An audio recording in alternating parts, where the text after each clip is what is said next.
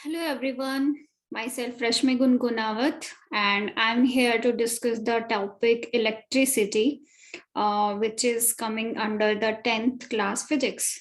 So let me share my screen first.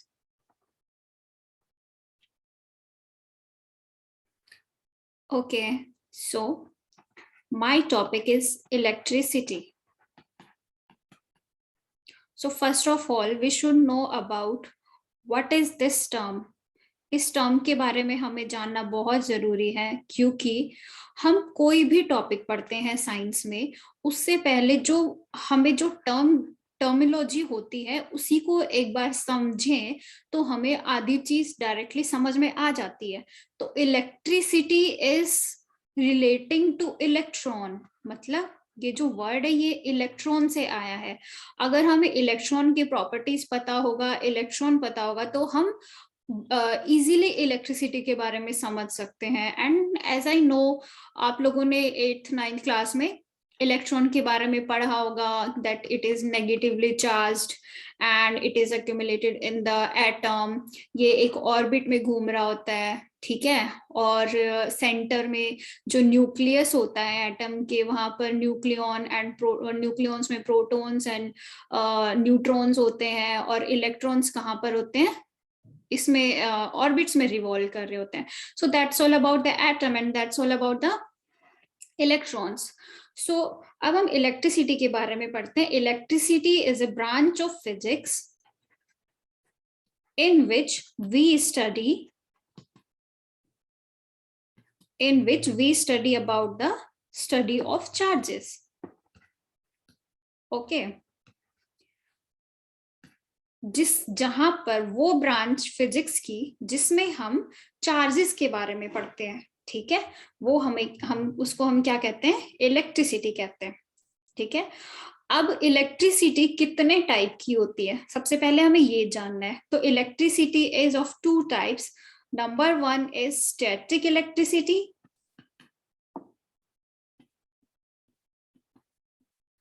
Number 2 is dynamic electricity. आपको इस term से ही पता चल रहा होगा, मैंने बोला टर्मिनोलॉजी समझना बहुत इंपॉर्टेंट है। तो स्टैटिक का मतलब क्या होता है कि कोई भी चीज स्टेशनरी है, मतलब स्टेट में, रेस्ट स्टेट में है। ओके, मींस स्टेशनरी है। तो इसका मतलब जो हम ये पढ़ रहे हैं स्टैटिक इलेक्ट्रिसिटी, यहाँ पर हम चार्जेस के बारे में पढ़ रहे हैं because electricity is all about the study of charges. तो स्टैटिक का मतलब यहाँ पर चार्जेस क्या है, charges are at rest.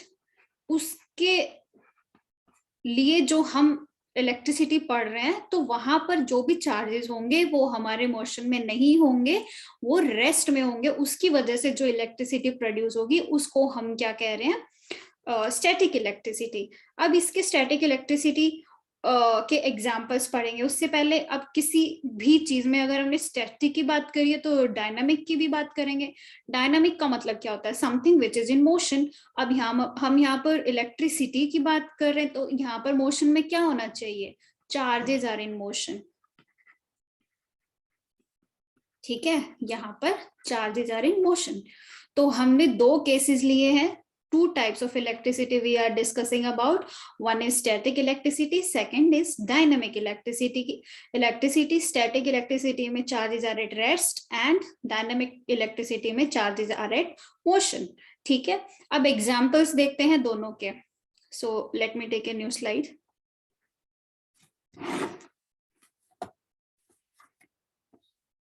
Yes, so static electricity. First of all, we should know that static electricity is only happens in the insulators. Okay, अब आपको थोड़ा बहुत आइडिया होगा इंसुलेटर्स क्या होते हैं, ठीक है। अब पहले मैं यही चीज बता देती हूँ, इंसुलेटर्स एंड कंडक्टर्स, बिकॉज अभी हम नेक्स्ट स्टेप में कंडक्टर के बारे में भी जानने वाले हैं। तो insulator and conductors we should know about it. So insulators are that material in which charges can not flow. मतलब ये जिस तरह के ये जो मटेरियल होता है इसमें से चार्जेस फ्लो नहीं कर सकते। Charges can not flow through them. Okay, but in conductors, charges can flow through them. They allow the charges to flow through them. Okay,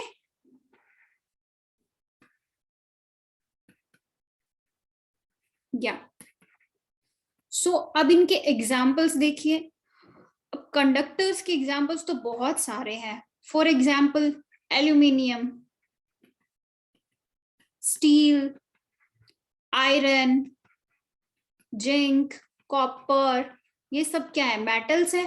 ठीक है, और metals are good conductors because they carry the free electrons. So aluminium, steel, iron, zinc, copper. अब आप एक बात सोचिए कि आप अपने घर में स्विच बोर्ड देखते होंगे. ठीक है, तो जो स्विच लगे होते हैं और जो बोर्ड होते हैं, they are made up of plastic, not the metal. Okay, वो प्लास्टिक के बने होते हैं, मेटल्स के नहीं बने होते. किसी ने देखा है क्या कि कभी कोई स्विच बोर्ड या जो हमारे स्विचेस होते हैं वो आयरन के हैं, एल्यूमिनियम, स्टील, जिंक नहीं होते? Because these are the good conductors. मतलब इनके थ्रू करंट फ्लो हो सकता है, नहीं होता है, इनके थ्रू चार्जेस फ्लो होते हैं. तो अगर हम इनको डायरेक्टली टच करते हैं और ये अगर इलेक्ट्रिसिटी के टच में है तो हमें करंट लग सकता है. They are not safe for us, they are very dangerous for us. Okay, so that's why these switch boards are made up of the plastic. and अब यहाँ से आप समझ गए होंगे कि प्लास्टिक क्या है. फिर प्लास्टिक क्या हो गया? यहाँ पर इंसुलेटर हो गया. ठीक है, insulators are safe for us. इसमें कोई भी चार्ज फ्लो नहीं होता है. That's why we use in this the plastic switch boards. Okay, and there are many other examples of the insulator. For example, glass, rubber, would. आपने देखा होगा बहुत सारे एग्जाम्पल्स होते हैं कि अगर हम घर में कोई इलेक्ट्रिसिटी का काम कर रहे हैं तो आवर पेरेंट्स से that please wear slippers, rubber slippers, because rubber is the insulator and through rubber electrons cannot flow through them. Okay, so these are the conductor and insulators. So I hope you will understand about the conductor and insulator. Now we will talk about the static electricity. ठीक है, static electricity में क्या होता है कि दो insulators को, we take to insulators, दो इंसुलेटर्स को, just a second,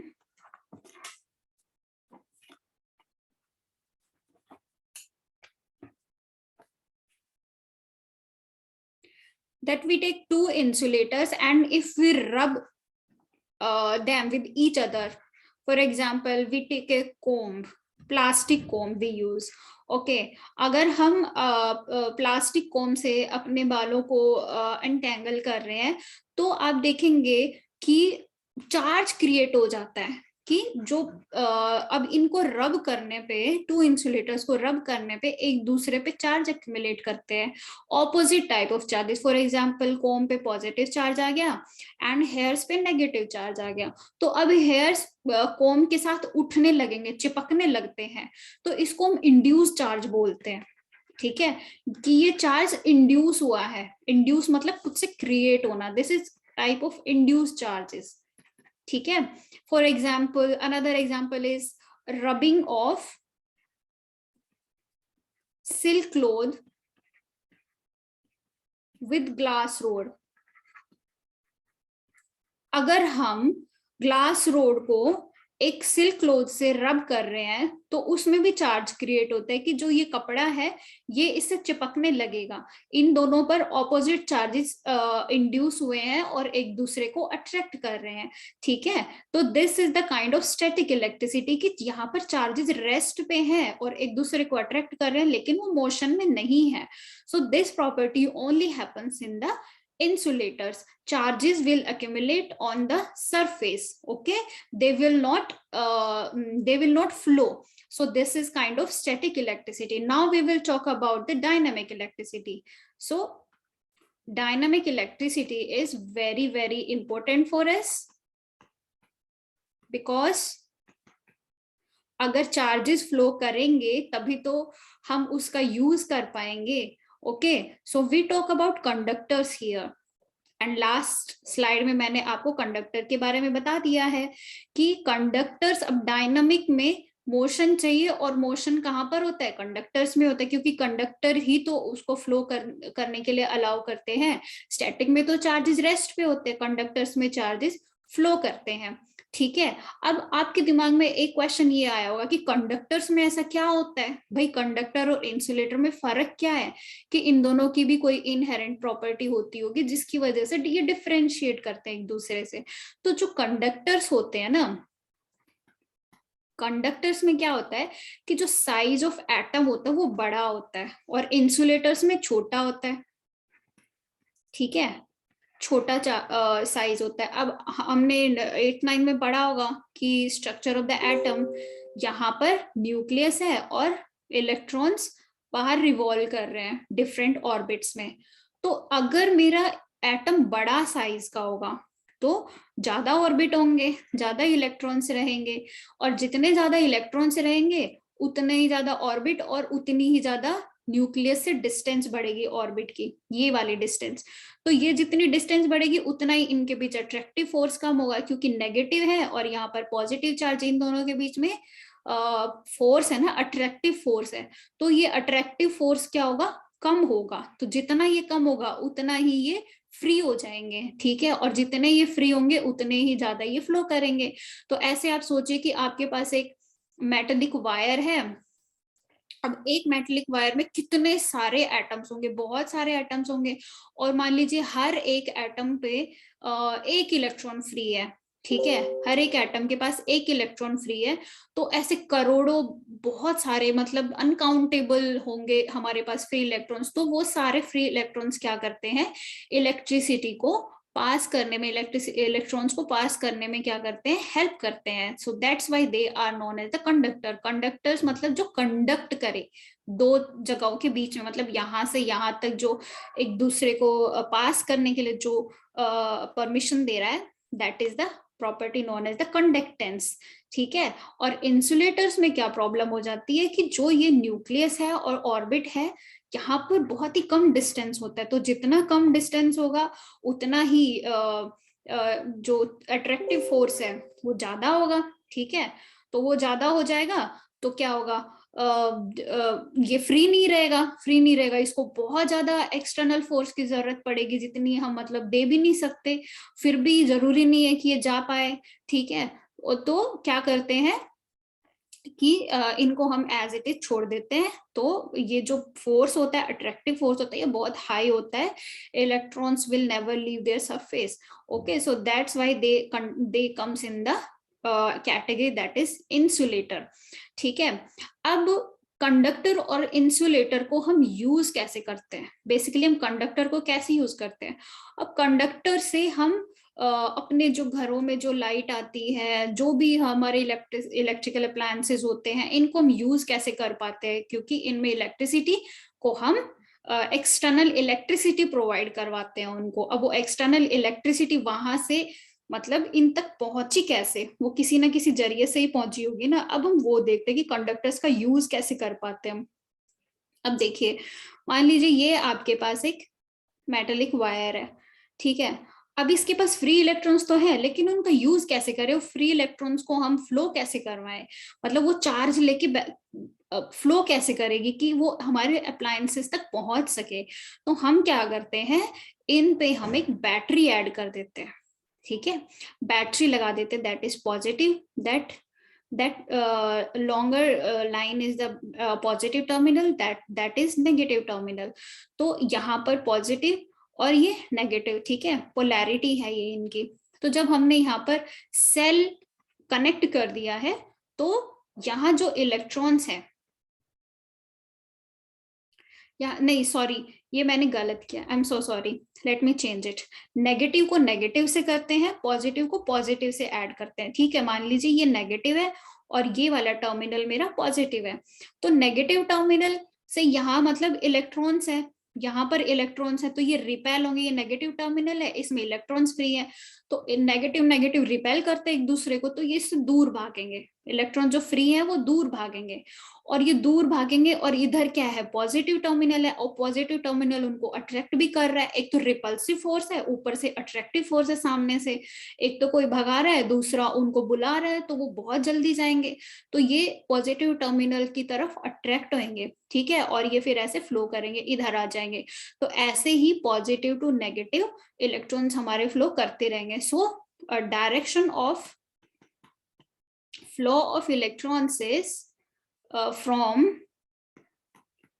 negative to positive terminal. Okay, but हमने पढ़ा होगा या आप पढ़ेंगे आगे कि जो हमारा इलेक्ट्रिक करंट है, मतलब फ्लो ऑफ इलेक्ट्रिसिटी है, वो हमेशा पॉजिटिव टू नेगेटिव ही शो करता है, मतलब पॉजिटिव टू नेगेटिव ही होता है। अब आपने देखा भाई लॉजिकली तो ऐसा होना चाहिए ना कि नेगेटिव टू पॉजिटिव जा रहा है, लेकिन इलेक्ट्रिक करंट या flow of electricity is always from positive to negative. तो ऐसा क्यों है? अब देखिए, इसका कोई लॉजिक नहीं है, ठीक है। नेगेटिव टू पॉजिटिव का तो हमारे पास लॉजिक है, लेकिन पॉजिटिव टू नेगेटिव का कोई लॉजिक नहीं है, बिकॉज इलेक्ट्रॉन्स का जो डिस्कवरी हुई वो बहुत बाद में हुई, और करंट की डिस्कवरी पहले हो गई थी, ठीक है। मतलब कुछ चीजें ऐसी होती है कि हम हायर लेवल से लोअर लेवल पे आते हैं, ठीक है। तो पहले ये हायर लेवल हमने पहले अचीव कर लिया था, लेकिन इलेक्ट्रॉन्स क्या होते हैं बाद में हमें पता चला था।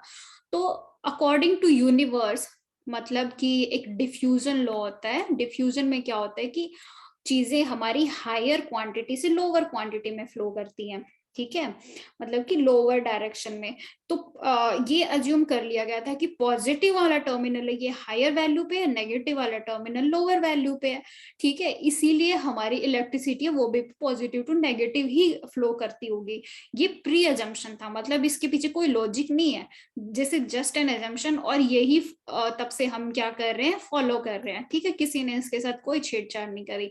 So this flow of electric current is conventional, मतलब हमने अपने कन्वेंशन के हिसाब से इसको क्या किया है, कन्वेंशन के हिसाब से हमने इसको सेट कर लिया, और अब हम इसको बदलना भी नहीं चाहते हैं, ठीक है। सो आपको बात ध्यान में रखनी होगी, क्या पॉइंट मिला हमें यहाँ से, direction of flow of electrons is from negative to positive, but flow of electric current is